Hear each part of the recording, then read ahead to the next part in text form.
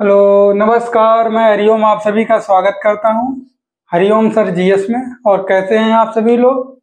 संभवतः अच्छे होंगे। तो हम लोग क्या पढ़ रहे थे?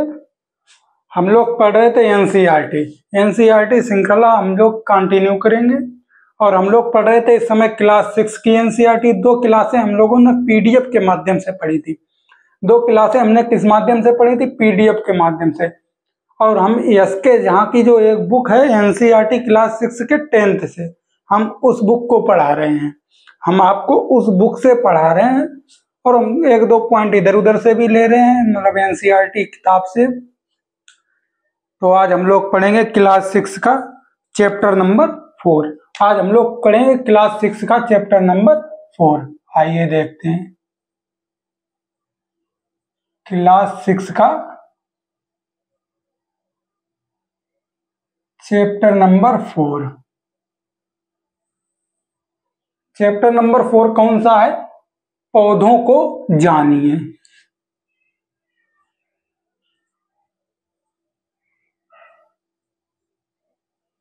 पौधों को जानिए। आज हम पढ़ेंगे चैप्टर नंबर 4, पौधों को जानिए। चलिए एक सेकंड रुक जाइए, मैं कैमरा देख लूं और कैमरे को सेट कर लें और उसके बाद आगे कंटिन्यू करते हैं। एक सेकंड, आइए कंटिन्यू करते हैं। हम लोग 2 क्लासें ली हमने, जो पीडीएफ से ली हैं। किससे? पीडीएफ के माध्यम से पढ़ाया, लेकिन पीडीएफ से हमें उतना मजा नहीं आया पढ़ाने में भी, और आपको पढ़ने में भी नहीं आया होगा शायद। तो आज हम लोग उन्हें लिख लिख के पढ़ाएंगे और हम पॉइंट बाय पॉइंट आपका एक शॉर्ट नोट बनवाएंगे। मतलब आपको एक ही पेज में एक चैप्टर आ जाए। और ये टीआरई 4 के लिए, यूपी टेट जूनियर के लिए और यूपी सुपर टेट जूनियर के लिए बहुत ही इंपॉर्टेंट है। और टीआरई 4 वाले विशेष ध्यान दें, क्योंकि उनकी जो डेट है वो आ चुकी है। चलिए हम पहला टाइम खराब ना करते हुए जल्दी क्लास को मतलब लेते हैं या खत्म करते हैं। चलिए पहला इसमें हम पॉइंट पढ़ेंगे शाख। पहला हम क्या पढ़ेंगे? शाख। तो पहली हेडिंग डालिए आप लोग, शाख यानी कि हर्ब्स। पहली जो हेडिंग पड़ेगी वो पड़ेगी शाख यानी कि हर्ब।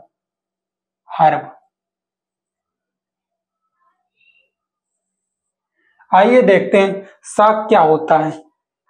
देखते हैं आगे शाख क्या होता है। शाख क्या होता है? शाख एक छोड़ मतलब पौधे का कोमल अंग होता है। कोमल अंग इस तरीके से आप समझिए शाख को कि ये छोटा एवं अत्यधिक कोमल होता है। ये छोटा एवं अत्यधिक कोमल होता है। आइए पहला पॉइंट लिख लीजिए, यह छोटा एवं अत्यधिक कोमल होता है। कोमल होता है। यह अत्यधिक छोटा एवं कोमल होता है। जिस प्रकार हम लिखते जाए आप उसी प्रकार लिख लीजिए। आपका एक ही पेज में पूरा पूरा मतलब एक चैप्टर का पॉइंट बाय पॉइंट लिख जाएगा। आपको उसी को बार बार रिवीजन मारना है। आगे देखिए, हम शाख में हमने पहला पॉइंट क्या लिखा? यह छोटा एवं अत्यधिक कोमल होता है। दूसरा, यह मानव आहार के लिए होता है या मानव आहार के रूप में यूज किया जाता है। दूसरा पॉइंट लिखिए, यह मानव आहार में उपयोग किया जाता है या प्रयोग किया जाता है। उपयोग किया जाता है। अगला पॉइंट क्या हो गया? अगला पॉइंट होगा इसमें, ये औषधि के रूप में भी कार्य करता है। ये किसके रूप में? औषधि के रूप में कार्य करता है। और अगला, और इसके बाद देखिए, इसमें खनिज और लवण के स्रोत भी पाए जाते हैं। इसमें खनिज और लवण के स्रोत भी पाए जाते हैं। स्रोत भी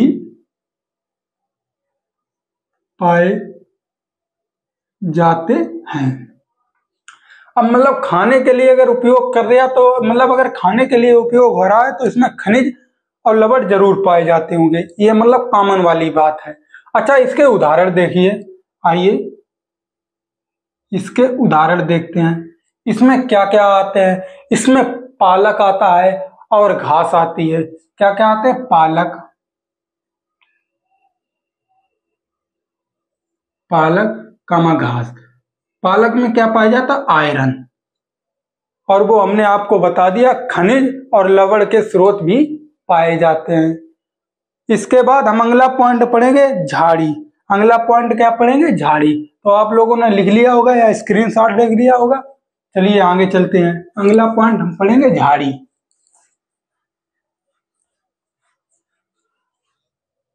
डालिए अगली हेडिंग, झाड़ी।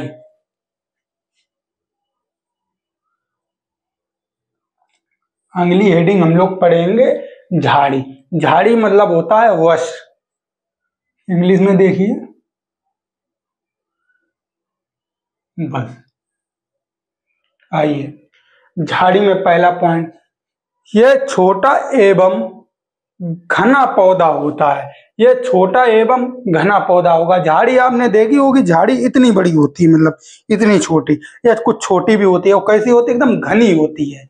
झाड़ी कैसी होती है? घनी होती है, और कोमल कठोर दोनों होती है। बहुत झाड़ी ऐसी होती है कि आप लोग ऐसे पकड़े, ऐसे उखाड़ दें तो उखड़ जाएगी।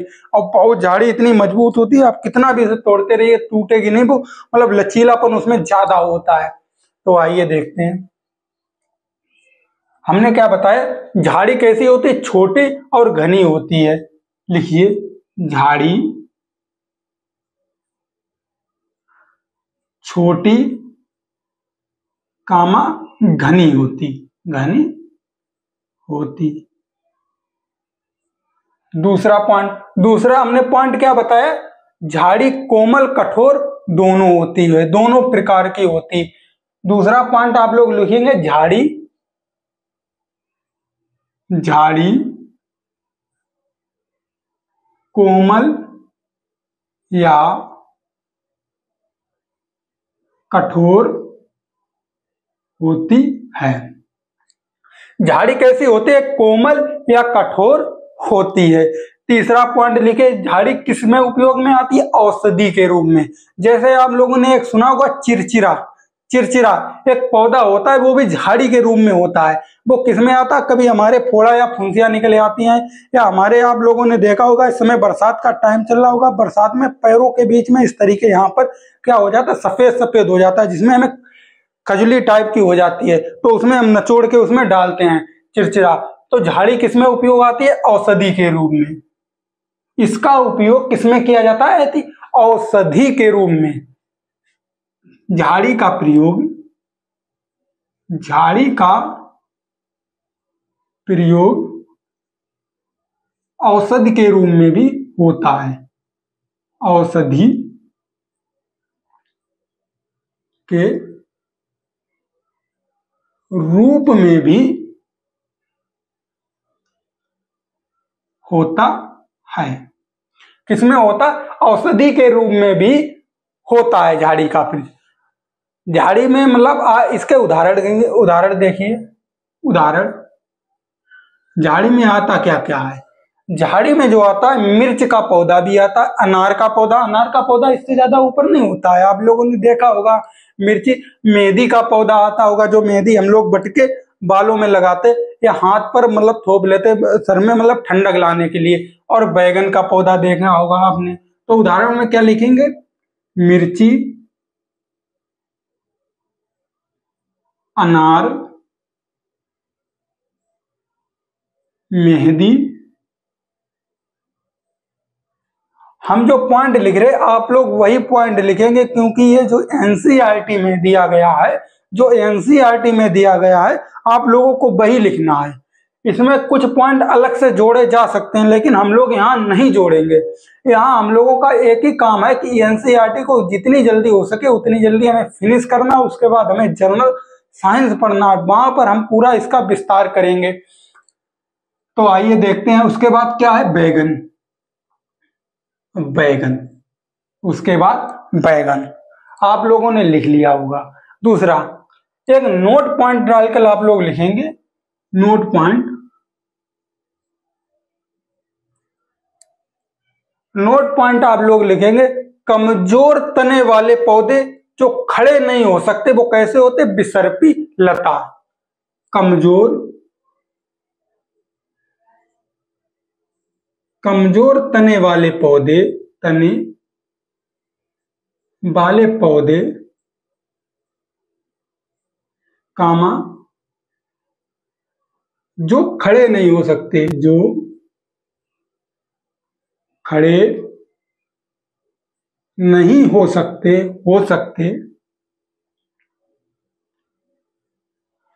कमजोर तने वाले पौधे जो खड़े नहीं हो सकते उन्हें क्या कहते हैं, बिसर्पी लता।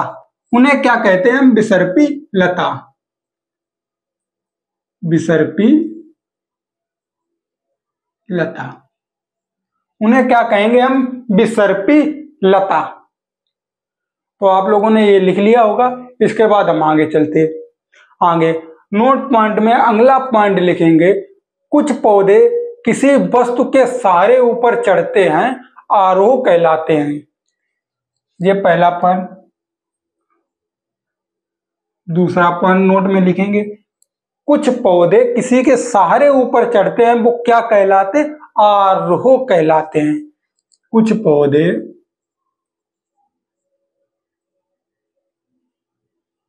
किसी के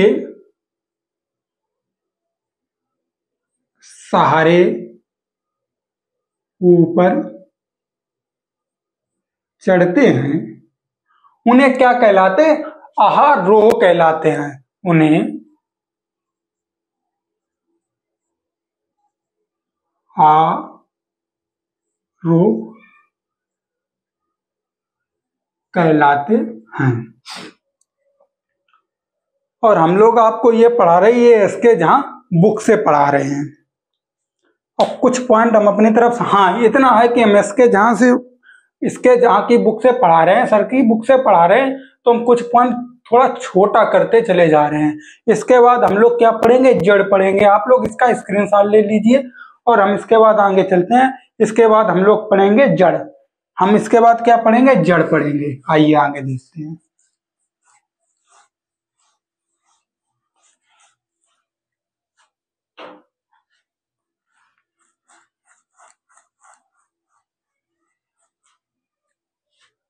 इसके बाद हम लोग क्या हेडिंग डालेंगे, इसके बाद हम लोग हेडिंग डालेंगे जड़। जड़, आइए जड़ देखते हैं, जड़ क्या होती है। एक सेकंड,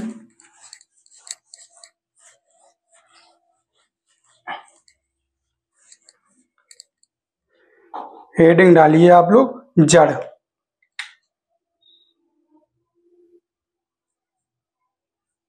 जड़, रूट्स, जड़ यानी कि रूट।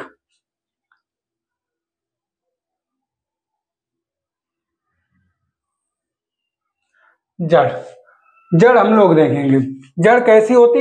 इस जड़ में नोड एवं एंटी नोड नहीं होते। जड़ में क्या नहीं होते, पहला पॉइंट लिखेंगे आप लोग, जड़ में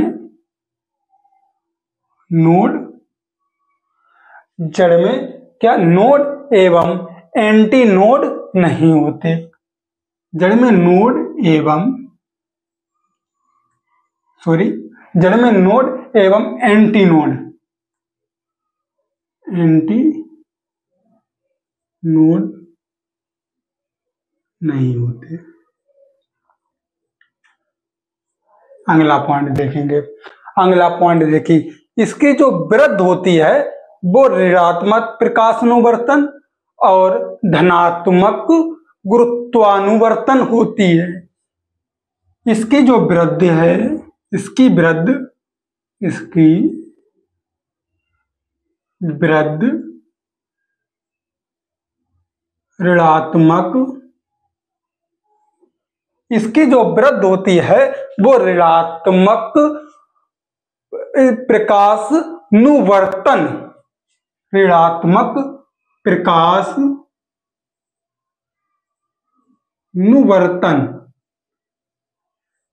इसकी जो वृद्ध प्रकाश नुवर्तन एवं धनात्मक गुरुत्वानुवर्तन होती है, एवं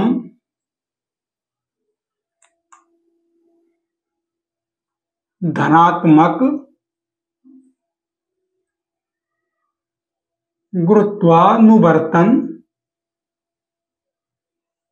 धनात्मक गुरुत्वानुवर्तन होता है या होती है, होती है। आगे देखिए तीसरा पॉइंट, आगे इसका तीसरा पॉइंट ढूंढकर, ये क्या करती है, जड़ जड़ क्या करती है, चूसक यानी कि रेशों द्वारा उसमें क्या करती, खनिज को अवशोषित कर लेती है, मृदा से खनिज को अवशोषण कर देती है। जड़ क्या करती है, जड़ रेशे चूसक द्वारा, रेशे या रेशे द्वारा, रेशे द्वारा मृदा से खनिज पदार्थों को अवशोषण कर लेती है, मृदा से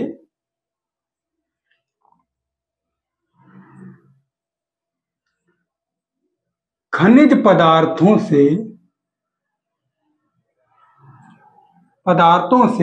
अवशोषण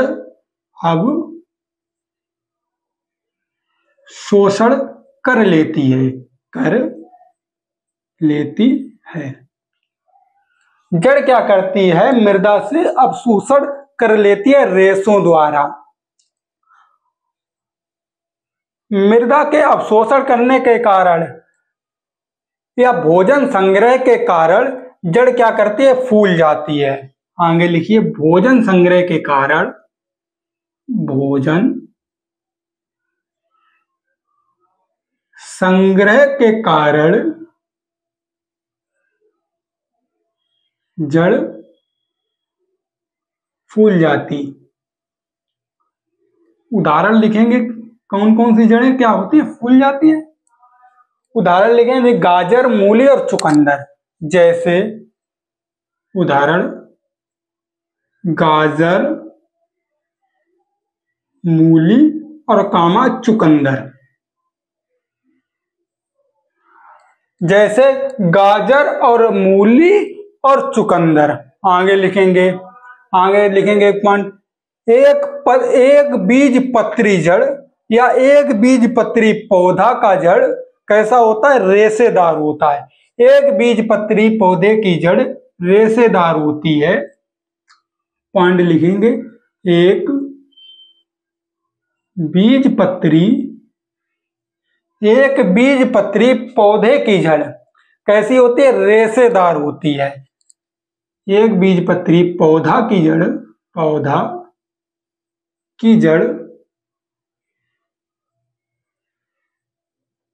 रेशेदार होती है। कैसी होती है, रेशेदार होती है। और द्विपत्री पौधे की जड़ कैसी होती है, मूसलाधार। दूसरा पॉइंट लिखेंगे, द्विपत्री पौधे की जड़ कैसी होती, मूसलाधार होती है। द्विपत्री पौधे की जड़ कैसी होती है, मूसलाधार होती है। तो आप लोगों ने ये लिख लिया होगा या इसका स्क्रीनशॉट ले लीजिए। हम लोग आगे चलते हैं। चलिए आइए आगे चलते हैं। लिख लिया होगा आप लोगों ने। इसके बाद हम लोग क्या पढ़ेंगे,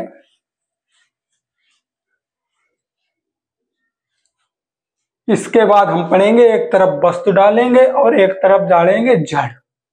हम थोड़ा जड़ों के बारे में पढ़ेंगे। एक सेकंड, थोड़ा कैमरा देख लें।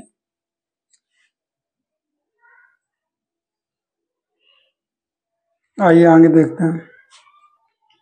हम लोग क्या करें, एक तरफ वस्तु डालेंगे, एक तरफ डालेंगे जड़। इधर लिखेंगे हम लोग वस्तु और इधर लिखेंगे हम लोग जड़। आइए, थोड़ा अच्छे से पढ़ना जरूरी है ये चीज। आइए, मूली कैसी है, तुर्क रूपी जड़। इधर लिखेंगे मूली कैसी है, तुर्क रूपी जड़। तुर्क रूपी जड़। आगे लिखेंगे गाजर। गाजर कैसी है? शंख रूपी जड़। आगे लिखेंगे गाजर। गाजर कैसी है? शंख रूपी जड़। उसके बाद आगे लिखेंगे हम चुकंदर। चुकंदर कैसी है? शंख रूपी जड़। आगे हम क्या लिखेंगे? चुकंदर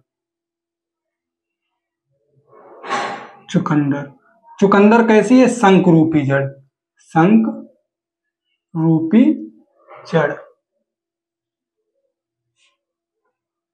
चुकंदर। तो आप लोगों ने ये लिख लिया होगा। इसके बाद हम लोग पढ़ेंगे तना। इसके बाद क्या पढ़ेंगे हम लोग? तना। अगली हेडिंग डालेंगे तना। डालिए अगली हेडिंग।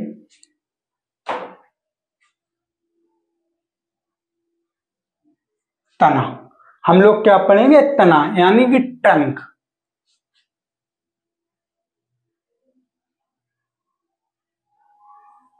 हम लोग पढ़ेंगे तना। आइए तने को समझते हैं। तने में क्या होता है? तने में नोड और एंटी नोड दोनों होते हैं, लेकिन जड़ में नहीं होते। ये बात हम बता चुके हैं। तने में नोड और एंटी नोड दोनों होते हैं। तने की जो वृद्धि होती है वो धनात्मक प्रकाशानुवर्तन एवं ऋणात्मक गुरुत्वानुवर्तन होती है। आइए तने का पहला पॉइंट लिखिए। तने में नोड एवं एंटी नोड दोनों होते हैं। तने में नोड एवं एंटी नोड होते हैं। तने में नोड एवं एंटी नोड होते हैं। दूसरा पॉइंट, तने की जो वृद्धि होती है वो प्रकाशानुवर्तन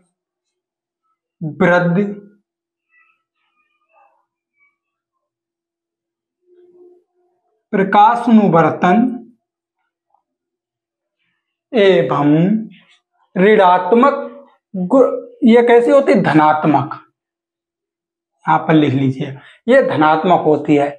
और ऋणात्मक गुरुत्वानुवर्तन होती है।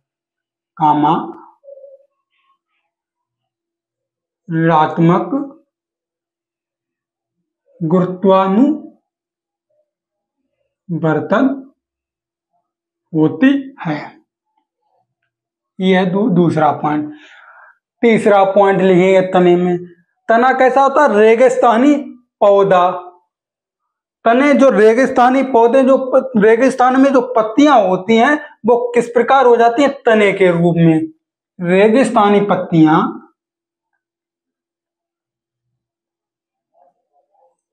रेगिस्तानी पत्तियां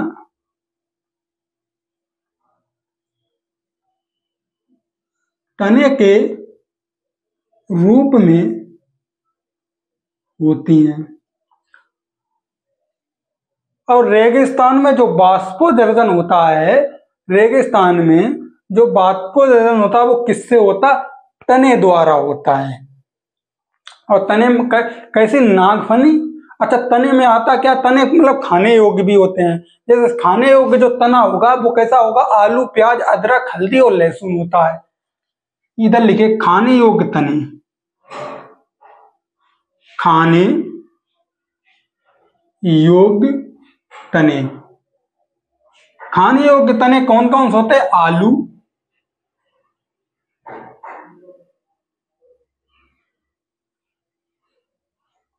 खाने योग्य आलू, प्याज, अदरक, हल्दी। आलू, प्याज, अदरक और हल्दी। हमने क्या बताया? मरुस्थली में प्रकाश संश्लेषण किसके द्वारा होता? तने द्वारा। आगे लिखिए, रेगिस्तान में प्रकाश संश्लेषण तने द्वारा होता है। रेगिस्तान में प्रकाश संश्लेषण होता है वो किसके द्वारा होता? तने द्वारा। और तने को पत्ती से क्या, अच्छा, पत्ती को तना से पर व्रत जोड़ता है। तो आगे पॉइंट लिखेंगे, तने को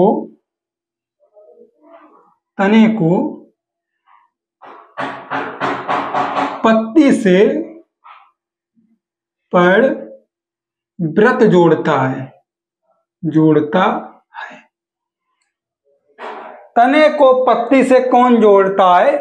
पर व्रत जोड़ता है। इसके बाद हम लोग क्या पढ़ेंगे? पत्ती पुष्प। दो और पॉइंट बचे हैं, पत्ती और पुष्प।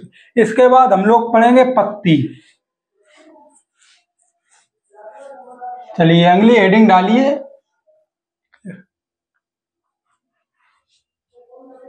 अगली हेडिंग आप लोग डालेंगे पत्ती।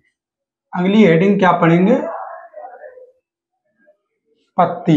एक सेकंड,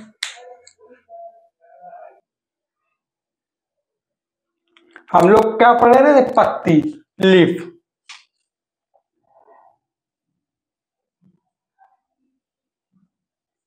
पत्ती, आइए पत्ती बारे में देखते हैं। पत्ती का जो हरा रंग होता है वो किसके कारण होता है? क्लोरोफिल के कारण। आगे पॉइंट साथ साथ में लिखते जाइए, टाइम ज्यादा हो रहा, मैंने सोचा नहीं था इतनी क्लास लंबी हो जाएगी। हरा रंग क्लोरोफिल के कारण पत्ती का जो हरा रंग होता है वो क्लोरोफिल के कारण होता है। अब क्लोरोफिल का जो घटक होता है, क्लोरोफिल का जो मुख्य घटक होता है वो क्या होता है? Mg। जो इसका जो घटक होता है वो होता है Mg। घटक क्या होता है? Mg होती। पत्ती क्या करती है? प्रकाश संश्लेषण करती है। पत्ती क्या करती है? प्रकाश संश्लेषण। पत्ती क्या करती है? प्रकाश संश्लेषण की क्रिया करती है। आगे देखिए, पत्ती को पौधा का रसोई घर भी कहा जाता है। पत्ती को पौधे का रसोई घर कहा जाता है। इसे पौधे का रसोई घर भी कहा जाता है। इसे रसोई घर भी कहा जाता है। किसका? पौधे का। आगे देखिए, पत्ती के रंध्र कैसे होते हैं? जल वाष्प की हानि और वाष्पोत्सर्जन कहलाता है। पत्ती को जो रंध्र होते हैं वो कैसे होते हैं? जल की हानि करते हैं, यानी कि वाष्पोत्सर्जन हो जाता है उसका, वाष्पोत्सर्जन, जिससे क्या होती है? जल की हानि होती है। छोटे छोटे पॉइंट लिख लिए। पत्ती जल की हानि वाष्पोत्सर्जन से करती है। किससे करती है? वाष्पोत्सर्जन।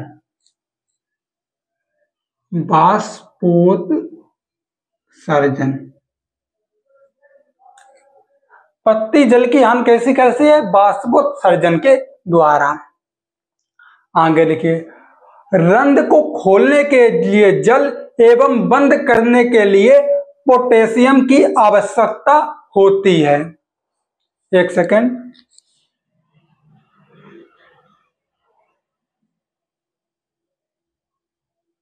थोड़ा वीडियो रुक रहा था तो वही देखना था। हम क्या बता रहे थे? रंध्र को खोलने के लिए एवं बंद करने के लिए पोटेशियम, सॉरी आगे लिखिए,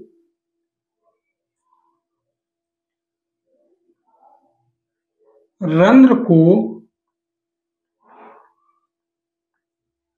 खोलने के लिए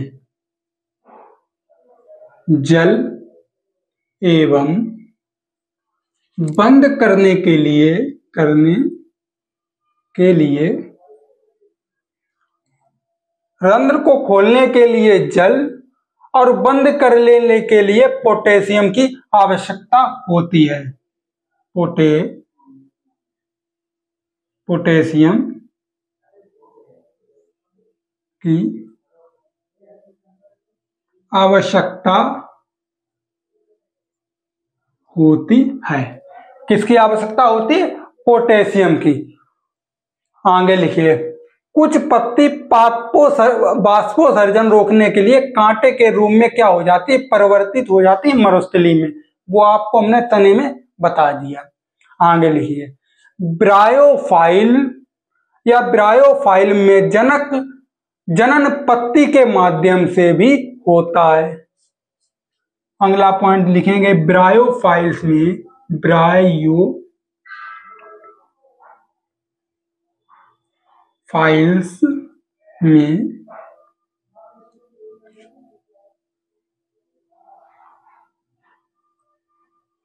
जनन पत्ती के माध्यम से होता है। पत्ती के माध्यम से होता है। किसके माध्यम से होता है? पत्ती के माध्यम से। इसके बाद हम लोग पढ़ेंगे पुष्प। आप लोग लिख लीजिए, इसके बाद हम चलेंगे पुष्प।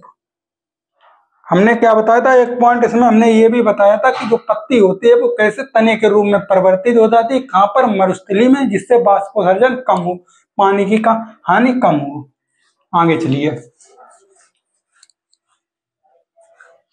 आगे इसका हम पीडीएफ आपको देंगे। लिंक में आपको डिस्क्रिप्शन में वो मिलेगा, एक लिंक मिलेगी व्हाट्सएप या टेलीग्राम की।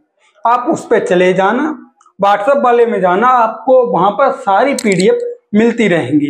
इसके बाद हम लोग पढ़ेंगे पुष्प।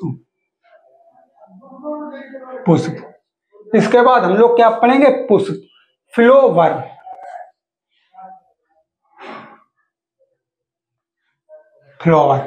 इसके बाद हम लोग पढ़ेंगे पुष्प।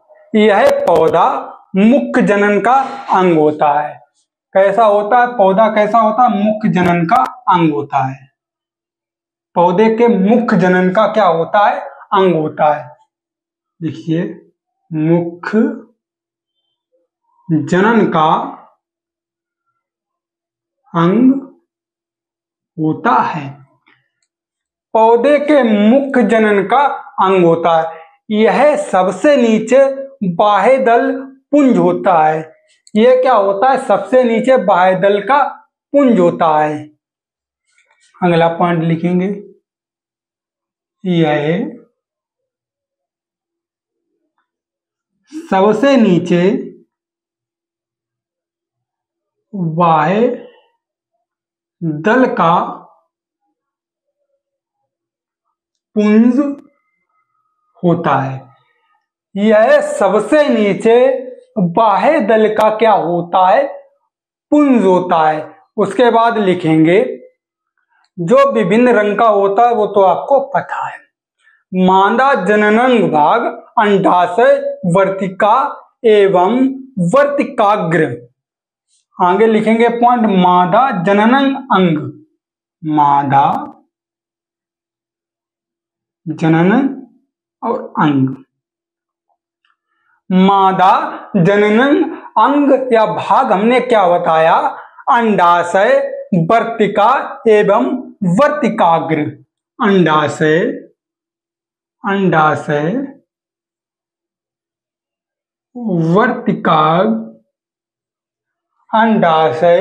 वर्तिका एवं वर्तिकाग्र। वर्तिका एवं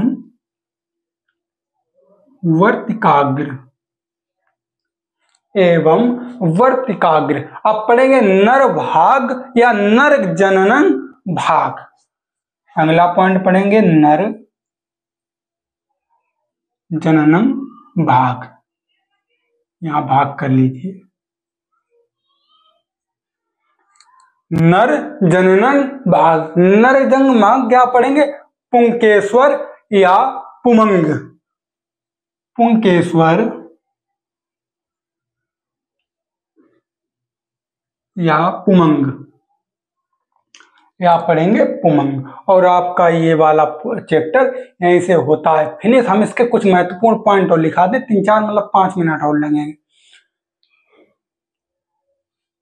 हाँ, एक पॉइंट और, फल का जो निर्माण होता है वो अंडाशय से और बीज का जो निर्माण होता है वो बीजांड से होता है। अगला पॉइंट लिखेंगे, फल का निर्माण अंडाशय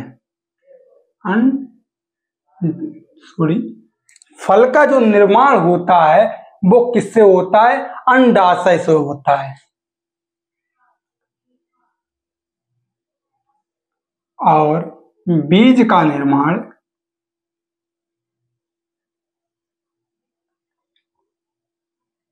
बीजांड से होता है। बीजांड, बीज का निर्माण किससे होता है? बीजांड से होता है। एक सेकंड, इधर से बीजांड। आप लोगों ने इतना लिख लिया होगा। अब हम लिखेंगे कुछ महत्वपूर्ण पॉइंट, उसके बाद ये चैप्टर हुआ फिनिश। आपको मिलेगी पीडीएफ और आप वहां से भी पढ़ लेना। हेडिंग डालेंगे कुछ महत्वपूर्ण तत्व। महत्वपूर्ण तत्व, महत्वपूर्ण तत्व में पहला तत्व लिखेंगे, जल का रूपी सिरा विन्यास पत्तियों का जड़ होता है। लिखेंगे पहला पॉइंट, जल का रूपी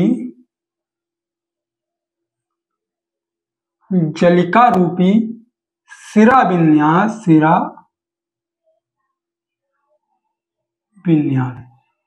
जलिका रूपी सिरा विन्यास कैसा होता है? पत्तियों का जड़ होता है मूसला। सिरा विन्यास पत्तियों का जड़ होता है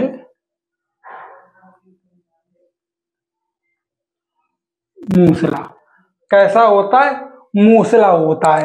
अगला पॉइंट लिखेंगे, समांतर सिरा विन्यास युक्त पत्तियों का जड़ होता है रेशेदार। समांतर, दूसरा पॉइंट लिखेंगे, समांतर सिरा विन्यास युक्त, समांतर सिरा विन्यास युक्त, समांतर सिरा विन्यास युक्त पत्तियों का जड़ होता है रेशेदार। युक्त पत्तियों का जड़ कैसा होता है? रेशेदार। रेशेदार कैसा होता है? रेशेदार। तीसरा पॉइंट लिखेंगे, प्रांकुर का बीज से ऊपर की ओर तथा मूलांकुर का बीज या मूलांकुर का निर्माण होता है किसमें? नीचे जड़ में। प्रांकुर का बीज से ऊपर की ओर। तीसरा पॉइंट लिखेंगे, प्रांकुर। तीसरा पॉइंट क्या लिखेंगे?